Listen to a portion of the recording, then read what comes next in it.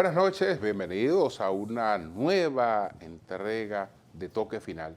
Esta es la mejor forma de concluir una semana y abrir la nueva lo mejor edificado posible sobre los acontecimientos más importantes del país y del mundo.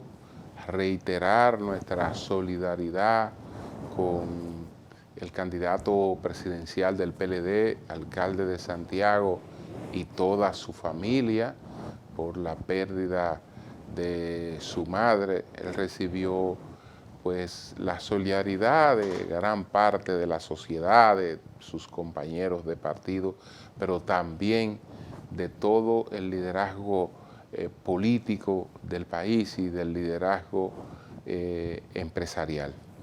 Por otra parte, pues tenemos la situación que se está dando, la crisis que se registra en Ecuador, donde esta semana el presidente Guillermo Lasso apeló al artículo 148 de la Constitución ecuatoriana que le permite declarar la muerte cruzada, que no es otra cosa que frente a un conflicto con el Congreso, que en este caso estaba pues en proceso de conocerle un juicio político al presidente Guillermo Lasso, el presidente se adelanta, disuelve el Congreso.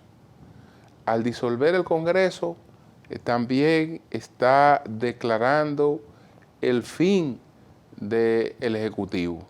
Es decir, que él está poniendo también fin a su gobierno, porque a partir de la declaración de la muerte cruzada, él entra en provisionalidad.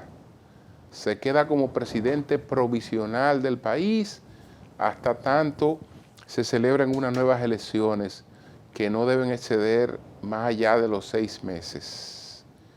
Y él se mantiene por un decreto, y ese decreto le deja en las manos al gobierno en condiciones limitadas. Rafael Correa ha dicho que pues el actual presidente Guillermo Lasso está cometiendo una ilegalidad o una inconstitucionalidad. Bueno, no es ilegal porque lo que él ha hecho es lo que contempla la Constitución. Y justamente ese artículo de la Constitución, quien lo promovió fue el que ahora lo está considerando como ilegal, Rafael Correa. Y lo aprobó para él tener ese recurso como presidente en la eventualidad de un Congreso que no dominara, que fuera de mayoría opositora o de una participación opositora determinante, el poder sacudirse de ese Congreso. Esto no es bueno porque sumerge a ese país en una crisis, eso afecta mucho el desempeño de una economía, llama mucha inestabilidad y se suma a otros países de la región que están confrontando serias dificultades. Ahí está el caso, por ejemplo, de Argentina, está el caso de Bolivia, está el caso de Chile, entonces esa es la misma región del mundo donde está la crisis venezolana. Y mencionar de paso lo de Colombia, pero en Colombia hay un nuevo gobierno con algunos tropiezos, pero hay un nuevo gobierno. Entonces, no sabemos, señores, cómo termine el desenlace de lo que se ha abierto en Ecuador, de esta muerte cruzada que ojalá lleve a la celebración de unas nuevas elecciones y que después de ella el país vuelva a recuperar un largo periodo de paz y de sosiego para continuar progresando. Nosotros vamos a hacer la primera pausa comercial. Al regreso vamos a presentar cuáles fueron los 10 temas que más nos impactaron esta semana. Adelante.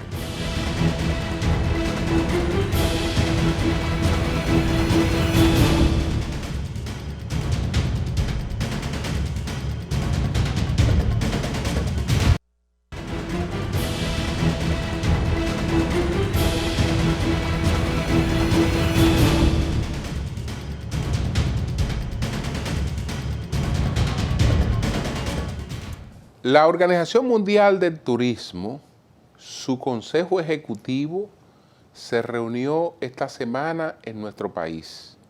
Lo hizo en Bávaro, Punta Cana, y concurrieron unos 17 ministros de turismo y unos 200 delegados internacionales a esta reunión, que la encabezó el secretario general, que se llama pues Surat Pololikashvili.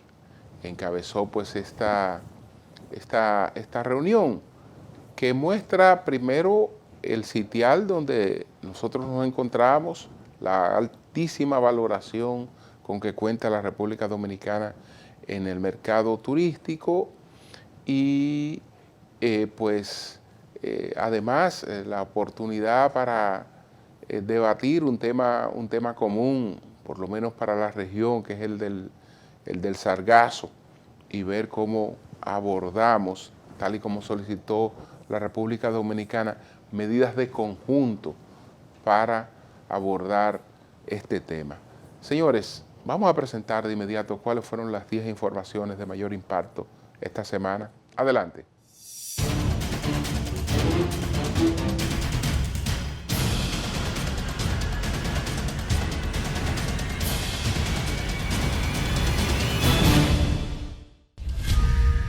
El Partido de la Liberación Dominicana, PLD, encabezó el pasado lunes el depósito de un recurso de reconsideración elevado por 15 partidos políticos que le solicitan a la Junta Central Electoral modificar la decisión contenida en la resolución número 13-2023 sobre la aplicación del porcentaje de las reservas de las candidaturas que establece la ley número 33-18 de partidos, agrupaciones y movimientos políticos para las elecciones generales ordinarias de 2024.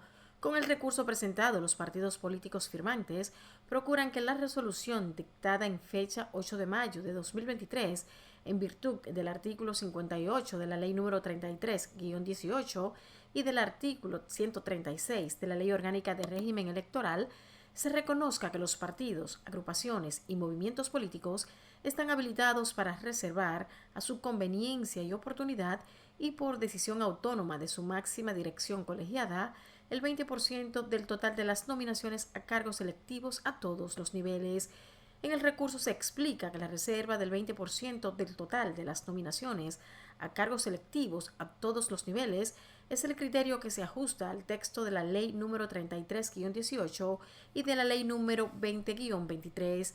Asimismo, los partidos políticos firmantes solicitaron a la Junta Central Electoral autorizar la extensión del plazo previsto tanto para la decisión sobre las reservas como para la comunicación de las mismas al máximo órgano de administración electoral hasta el día 2 de julio del año en curso, siempre en respeto del calendario electoral confeccionado al efecto de cara a los torneos electorales ordinarios pautados para el año 2024. Junto al PLD firman el recurso presentado ante la Junta Central Electoral los partidos Fuerza del Pueblo, Partido Revolucionario Dominicano PRD, Partido Demócrata Popular PDP, Partido Bloque Institucional Socialdemócrata BIS, Partido Humanista PHD, Partido Demócrata Institucional, entre otros.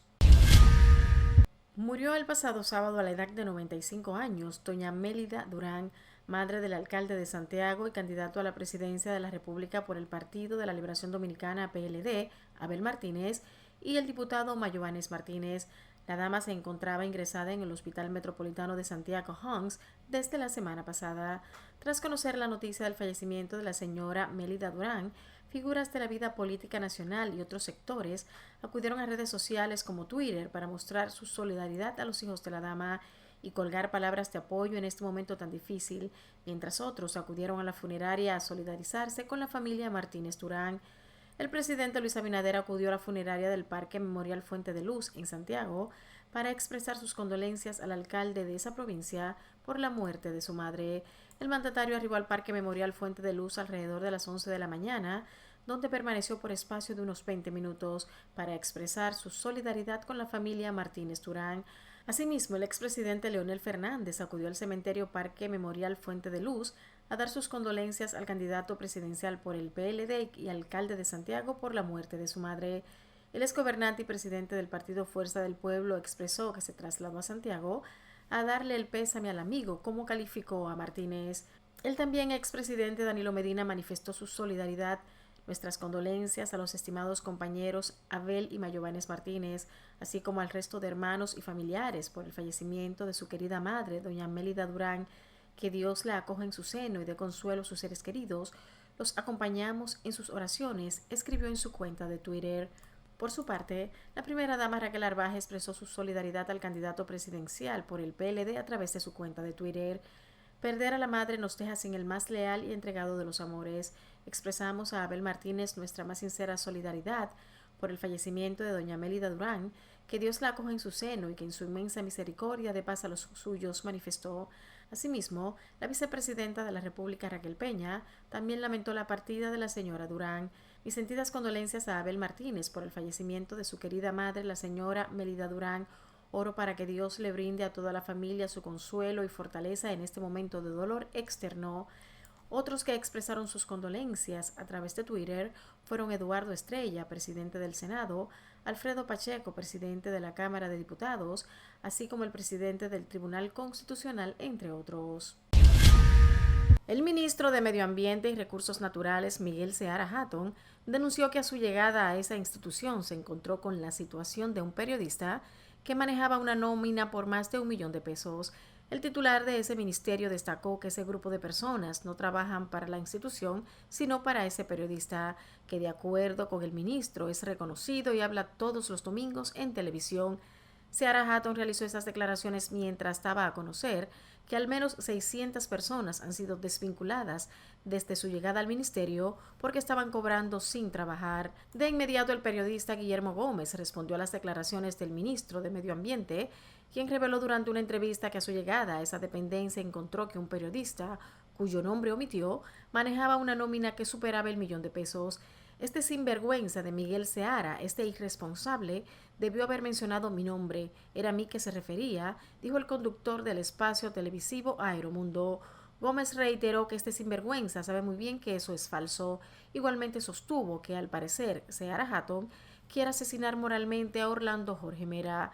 De su lado, el presidente de la Cámara de Diputados, Alfredo Pacheco, tronó en contra del ministro de Medio Ambiente, describiendo al funcionario como un teórico sin una hoja de servicio que merezca respeto. Pacheco, dirigente del Partido Revolucionario Moderno, PRM, utilizó esa expresión a través de una serie de mensajes colgados en su cuenta de Twitter, en los que también calificó de irresponsables las declaraciones realizadas por Seara Hatton. Dijo que el honor del asesinado ministro de Medio Ambiente, Orlando Jorge Mera, es intachable, pero Seara Hatton no tiene la humildad para reconocerlo. En tanto, el diputado Orlando Jorge Villegas, hijo del fenecido ministro de Medio Ambiente, Orlando Jorge Mera, expresó que el nombre de su padre se defiende solo. El nombre de mi padre se defiende solo, escribió Jorge Villegas a través de su cuenta oficial de Twitter, indicando que la memoria de su padre ha sido y seguirá siendo defendida por la sociedad dominicana, familiares, amigos y por sus compañeros de partido. El ministro de Turismo de República Dominicana, David Collado, hizo un llamado a los miembros del Consejo Ejecutivo de la Organización Mundial del Turismo, OMT, a unirse para buscar una solución conjunta a temas comunes como el sargazo, que afecta a gran parte del Caribe. La solución al problema del sargazo no podrá ser individual, dijo Collado en sus palabras de apertura en la 118 reunión del Consejo Ejecutivo de la Organización Mundial del Turismo, que se realizó en la turística región este del país desde el pasado martes hasta el jueves. Collado indicó que se deben buscar soluciones a los temas que afectan la región a nivel general, refiriéndose al sargazo, y organismos como este deben ayudar a los países pequeños a buscar soluciones cuando no la tenemos, reiteró. El ministro Collado agradeció también que la Organización Mundial del Turismo haya escogido a República Dominicana para realizar su 118 reunión por primera vez en la historia. Entiende que eso es un reconocimiento a la historia de éxito que ha tenido la industria turística en los últimos años, lo que la convierte líder en la región. Asimismo, al dejar iniciada la reunión, el secretario general de la Organización Mundial del Turismo, Surat Pololikashvili, destacó los logros alcanzados por el país en materia turística, especialmente su rápida recuperación, ya que República Dominicana está encima de la media del mundo por su rápida recuperación en la industria turística. Pololikashvili destacó el liderazgo que se ha ganado República Dominicana por su historia de éxito en el turismo. En la 118 reunión de la Organización Mundial del Turismo participaron 19 ministros de 38 naciones presentes, entre ellos los 38 países miembros y 3 observadores, así como unos 200 delegados. La Corporación Minera Dominicana Cormidón, que opera la mina Cerro de Maimón, decidió suspender oficialmente las operaciones productivas de la mina y comenzar un proceso de mantenimiento.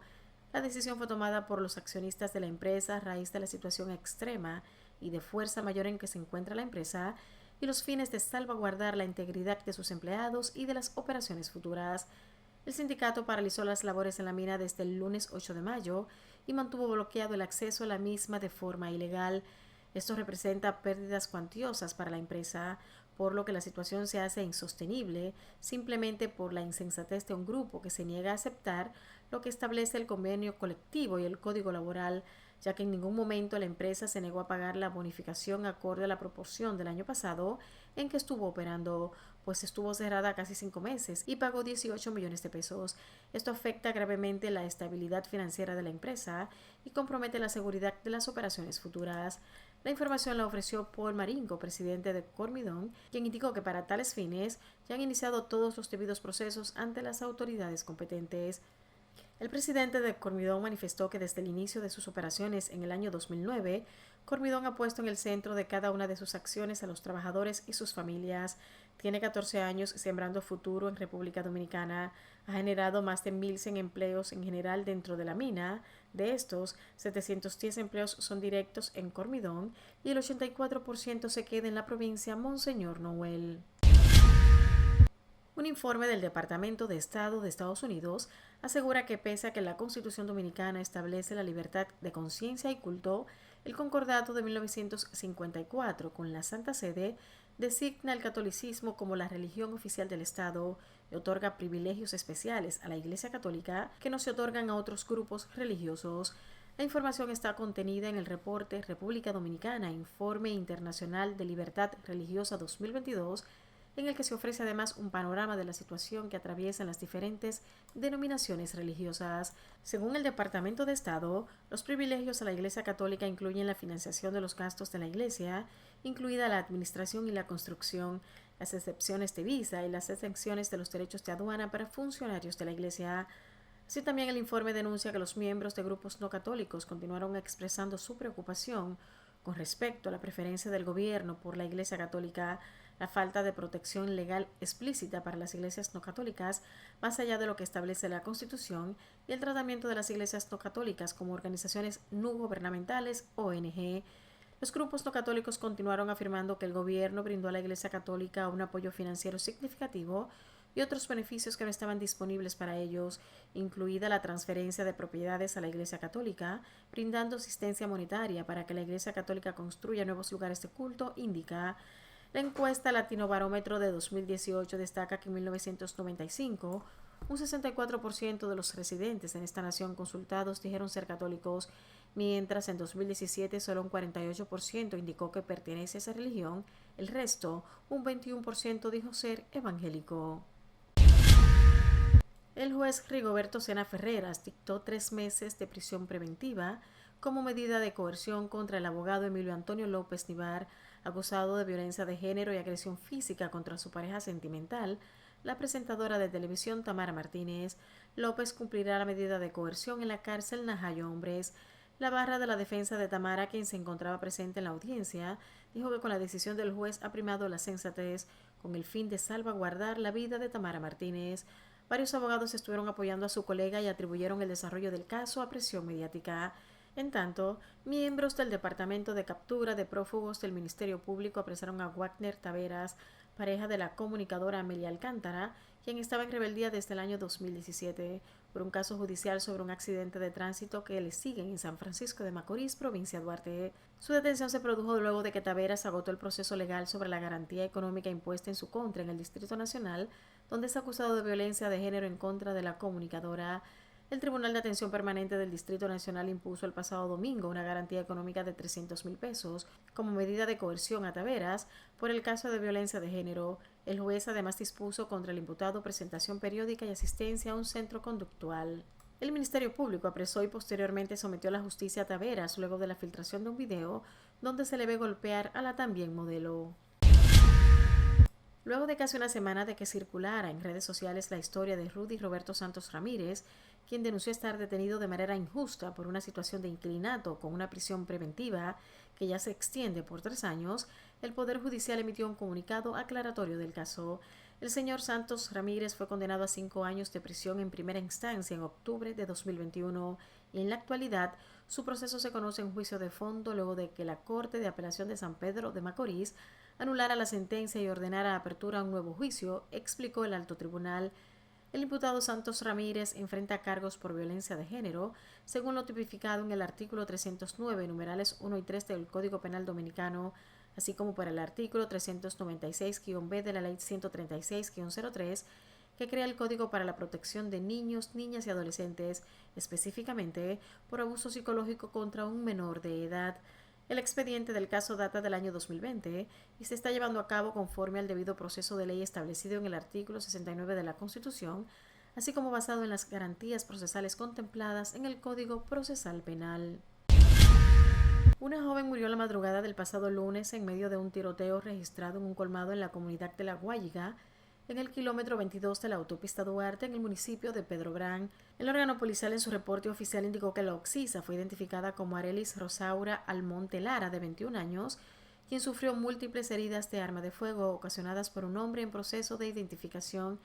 El responsable del hecho se desmontó de una motocicleta donde se transportaba como pasajero, entró al negocio Ron Marco Terraza y sin mediar palabras empezó a disparar. Además, durante el altercado resultaron heridos Miguel Camberto, Miguel Siempre Harto, de 25 años, y Francisco Alberto Suárez Gil, de 39, quienes recibieron atenciones médicas en centros de salud. Agentes policiales adscritos a la Dirección General de Investigación DICRIN, en coordinación con representantes del Ministerio Público, profundizan las pesquisas para identificar, ubicar y arrestar a los responsables. Finalmente, el presidente de Turquía, Recep Tayyip Erdogan, ha ganado las elecciones presidenciales celebradas el pasado domingo, pero ha perdido la mayoría absoluta y tendrá que jugarse la presidencia del país en una inédita segunda vuelta. Erdogan lidera la carrera por la presidencia con el 49.51% de los votos de las elecciones presidenciales, según los resultados oficiales, mientras el candidato del bloque opositor, el socialdemócrata Kemal Kılıçdaroğlu, ha obtenido el 44.88% de los votos. Al no haber conseguido ni Erdogan ni Kılıçdaroğlu un resultado que alcance el 50% de los votos, el presidente del Consejo Supremo Electoral de Turquía ha confirmado que se celebrará la segunda vuelta de las elecciones dentro de 2 semanas, como establece la ley electoral. En este caso, la fecha es el domingo 28 de mayo. Erdogan ha conseguido mantener la mayoría en 51 de las 81 provincias del país, esencialmente de Anatolia y las zonas de interior. Sin embargo, el todavía presidente habrá perdido en la capital, Ankara, y en el sureste fronterizo con Siria, Irak e Irán, donde se concentra la población kurda. Las elecciones de Turquía han llegado a ser descritas como las más importantes de 2023, pues de sus resultados dependen cuestiones como poner fin a más de 20 años de Erdogan en el gobierno, la entrada de Suecia en la OTAN bloqueada por Erdogan y las relaciones de Turquía con Rusia en el marco de la invasión ucraniana.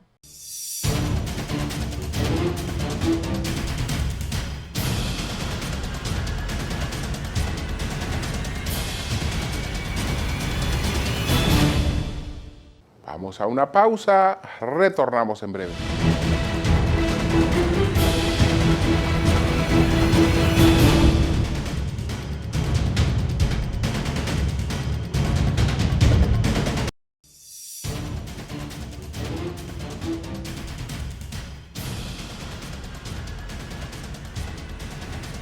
Bueno, esta semana hubo una tragedia que ha impactado a varias familias. Se habla de 2 familias, pero hay más familias impactadas por esta tragedia. La primera es la de la familia que perdió la vida de un jovencito de apenas 18 años de edad, que fue asaltado por otros jóvenes. Entonces, cuando se habla de que hay 2 familias que han tenido una tragedia importante, se añade a la familia de la víctima la familia de uno de los victimarios, aunque no fuera el que causara directamente el hecho que malogró la vida del joven, era parte del grupo.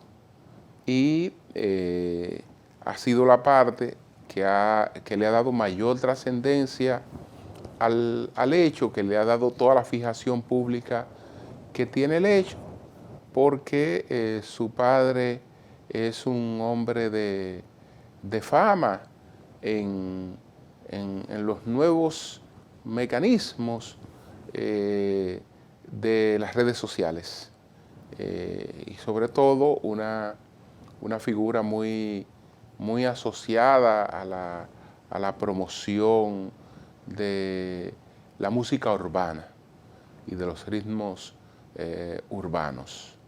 Entonces, por la fama de su padre, asociada también al hijo que lleva el mismo apodo del padre, esto pues ha tenido una gran trascendencia.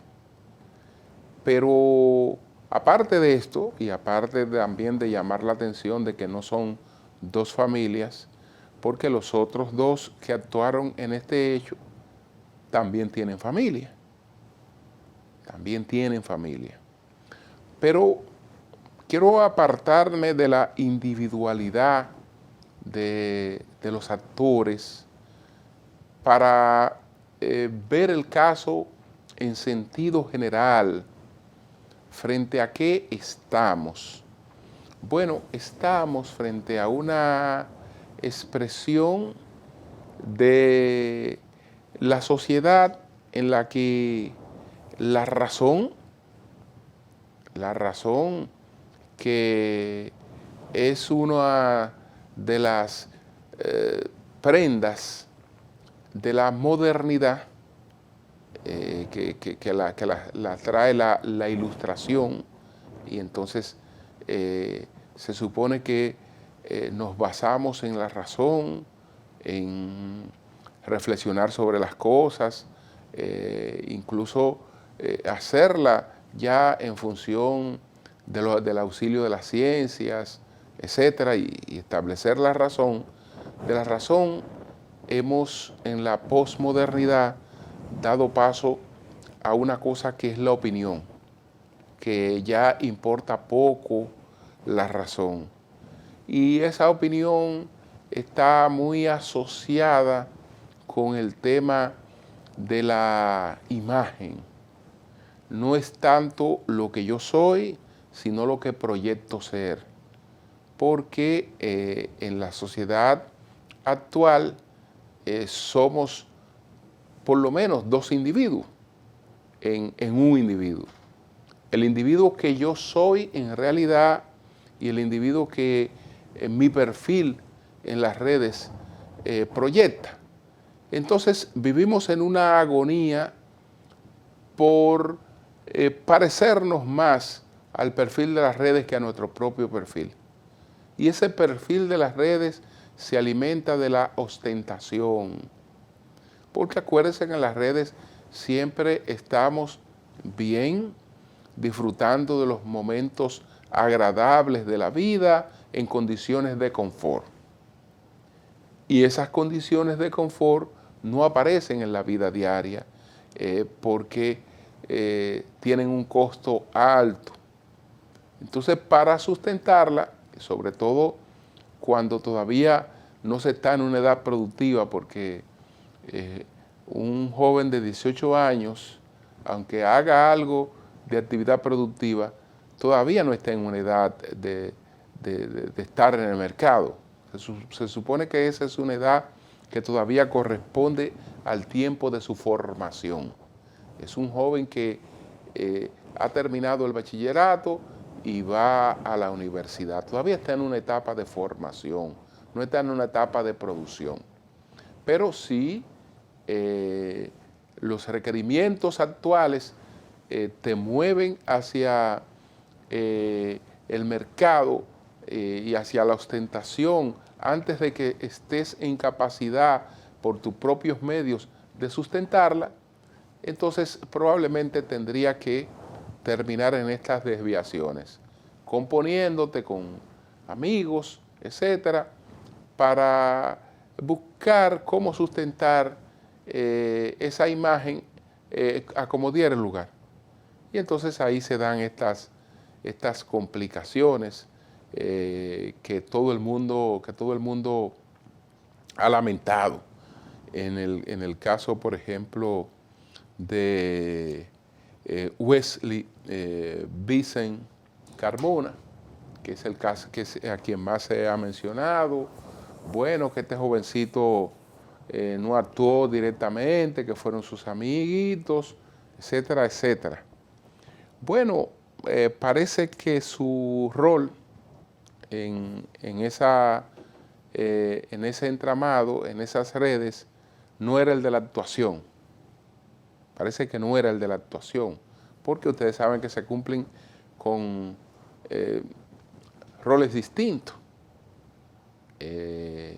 Hay quienes identifican a las posibles víctimas, sobre todo si se mueven en el entorno de las posibles víctimas, y entonces quienes vienen a hacer la ejecución, porque la ejecución no la puede hacer el mismo que comparte con las víctimas o que está en el espacio donde están las víctimas, porque lo identificarían con rapidez o con facilidad.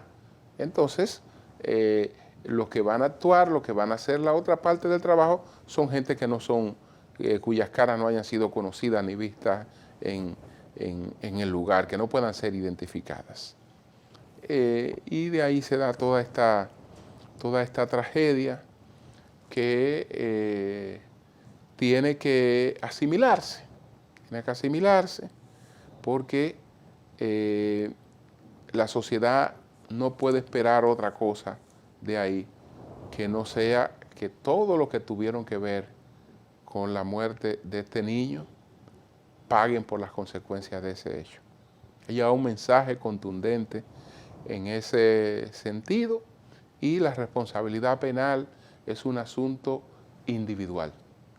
Es un asunto realmente individual. Señores, voy a una pausa. Al regreso vamos a presentar las 3 preguntas que tienen que ver con el conflicto de los partidos políticos de la oposición con la Junta Central Electoral por una resolución de la Junta Central Electoral que veremos a continuación.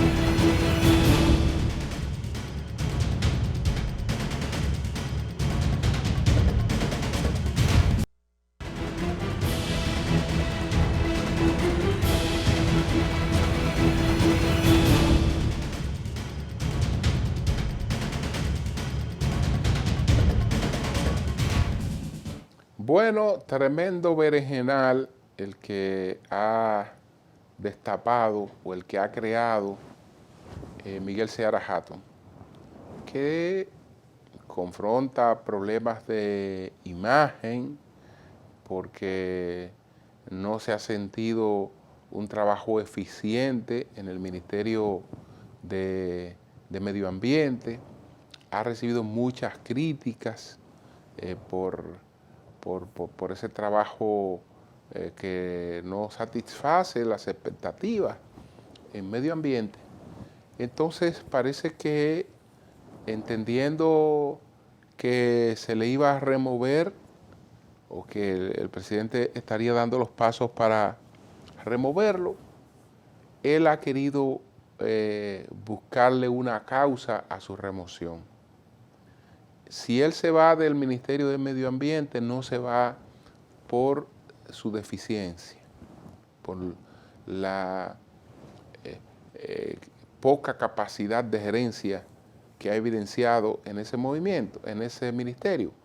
Ahora resulta que él se iría porque es una persona que ha enfrentado el clientelismo y ha enfrentado la corrupción. Él se va porque él actuó contra una nominilla en el ministerio y que esa nominilla que incluía que un periodista tenía una nómina de más de $1 millón ahí, etcétera, y entonces ahí él empieza a recibir inmediatamente, Seara Hatton, la solidaridad de quienes ven en esto una actuación contra la corrupción, de quienes ven en esto el interés de una persona en hacer las cosas distintas. El caso es que la forma con la que él ha actuado es inconsecuente, porque a una persona que la colocan en un ministerio, pues esa persona la colocan para que haga los cambios que tenga que hacer. Y si considera que ahí habían cosas que no eran de manera correcta, esa persona tiene la potestad de cambiar todo lo que entienda que no se estaba haciendo de manera correcta. Ahora, convertirse en atacante de un ex compañero y sobre todo de uno que falleció en condiciones trágicas, que no está en capacidad de defenderse y arrojar lodo sobre él, lodo sobre su gestión, para poder justificarte como una persona honorable que no está repitiendo y que si te están enfrentando porque tú quieres hacer las cosas distintas. Yo creo que eso es tratar de demostrar que, bueno, tú estás en una fauna, pero tú no eres parte de ella, tú eres mejor que todo el mundo, tú eres más honesto que todo el mundo, etcétera, etcétera. Y por ahí María se va. Por ahí María se va. Yo creo que eso no habla bien de la calidad de una persona, actuar de la forma en la que él ha actuado, aunque sé que muchos lo van a aplaudir. Pero los partidos políticos ganan cohesionándose. Eso no quiere decir que tenga que haber niveles de complicidad, pero sí, por lo menos, cierto nivel de respeto y de consideración, que en este caso realmente no la ha habido, ni siquiera ante una persona que resultó muerta de manera muy, muy trágica. Vamos a una pausa. Entonces, ahí sí retornamos con las 3 preguntas.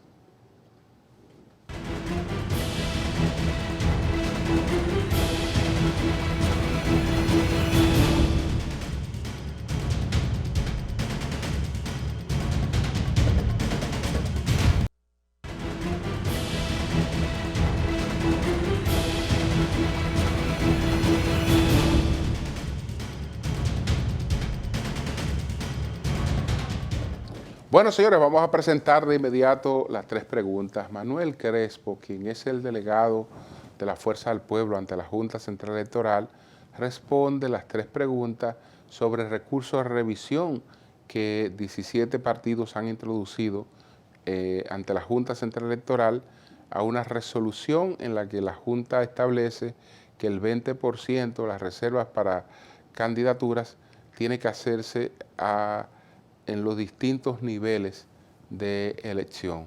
Los partidos piensan que esto puede ser general y que el artículo 58 manda a que esto se haga a conveniencia de los partidos. Pero vamos a escuchar y a ver las respuestas que nos dio Manuel Crespo. Adelante.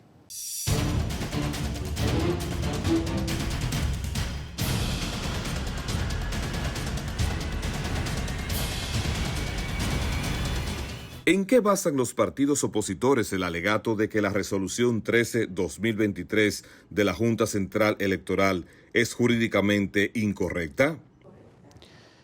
Bueno, porque el artículo 58 de la Ley de Partidos Políticos es muy clara. La Ley de Partidos Políticos establece el criterio de la reserva del 20% de la sumatoria total de los cargos electivos. No así el 20% por nivel de elección, como lo ha querido cambiar la Junta Central Electoral en la resolución 13-2023. La sentencia del Tribunal Superior Electoral del año 2019, en la que la Junta Central Electoral basa su decisión que pauta las reservas del 20% en cada uno de los niveles de elección, exceptuando el presidencial, ¿tiene carácter de jurisprudencia? ¿Cuál es la diferencia entre ambas coyunturas electorales? Las decisiones del Tribunal Superior Electoral tienen carácter jurisprudencial para los casos que de maneras similares pueda ser apoderada esta instancia en momentos posteriores. Ahora bien, ese criterio jurisprudencial también el propio tribunal o los propios tribunales o los artajos pueden variarlos en cualquier otro momento. Ahora bien, una cosa es el carácter jurisprudencial, siempre recordemos que la jurisprudencia es una fuente permanente del derecho, y otra cosa es el carácter vinculante, que no lo tiene. Solo las decisiones del Tribunal Constitucional son vinculantes a todos los poderes públicos.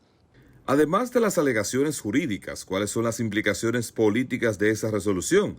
¿A quiénes afectan más y a quiénes beneficia? Evidentemente que afecta a todo el proceso de articulación que hemos venido nosotros, los partidos de la oposición, construyendo el gran frente opositor. Afecta de manera directa porque nos pone camisa de fuerza a los partidos que estamos construyendo esas alianzas, pero además la Junta va más allá de lo que la Constitución y las leyes que rigen la materia le ponen en sus manos, porque trata de involucrarse en la decisión interna de las altas direcciones o de los máximos organismos de los partidos políticos en cuanto a su criterio que deben primar de manera democrática en las decisiones que ellos deben tomar. La Junta no puede inmiscuirse en los asuntos y en las decisiones internas de los partidos políticos de la República Dominicana. Esos son hechos y casos propios de la era tiránica de la República Dominicana, ya superado hace bastante tiempo.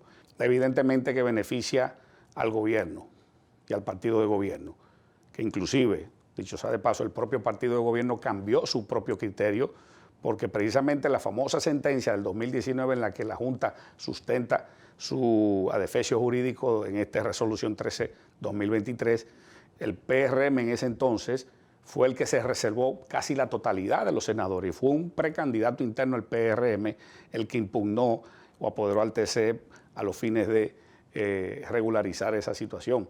Ahora cambia el criterio porque, bueno, porque sencillamente el presidente Luis Abinader salió al mercado electoral a prometerle a los líderes opositores que compró con recursos del Estado, le hace alcaldes, diputados, para juramentarlos en el PRD, le ofreció la seguridad de reservarle esas candidaturas en el PRM, pero así lo propio hizo también con todos los actuales funcionarios electos del PRM, que también le prometió reservarles la candidatura. Ahora los números no le dan.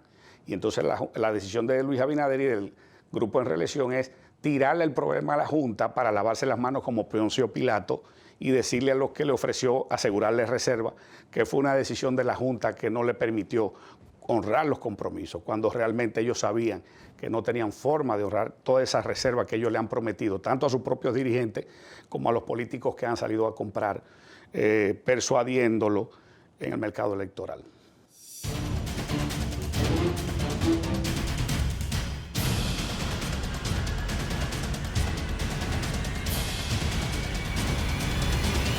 Bueno, gracias a Crespo.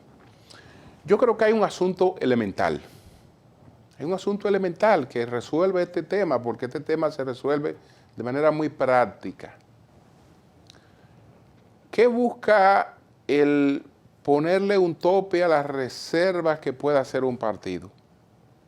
Lo que busca ponerle un tope a la reserva que pueda hacer un partido es preservar los derechos de los miembros y dirigentes de ese partido a competir por las candidaturas.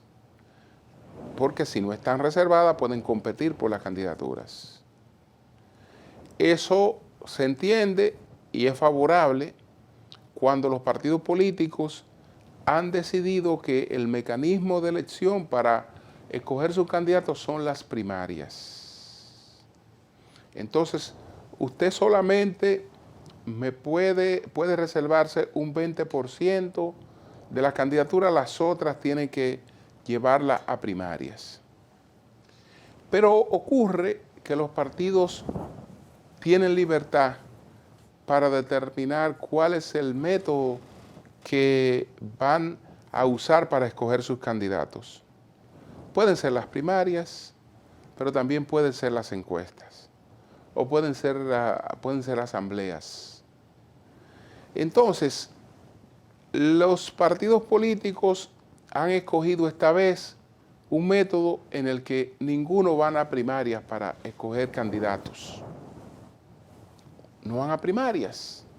Si no van a primarias, no puede haber un límite para las reservas, porque si un partido dijo, mis candidatos los voy a escoger con encuestas, entonces él no puede tener un límite para que solamente va a escoger el 20% en cada nivel de esos candidatos por encuesta, porque son los que se han reservado, porque el partido se reservó toda esa posibilidad cuando dijo que no tenía primarias. Y a ningún partido se le puede obligar a hacer unas primarias.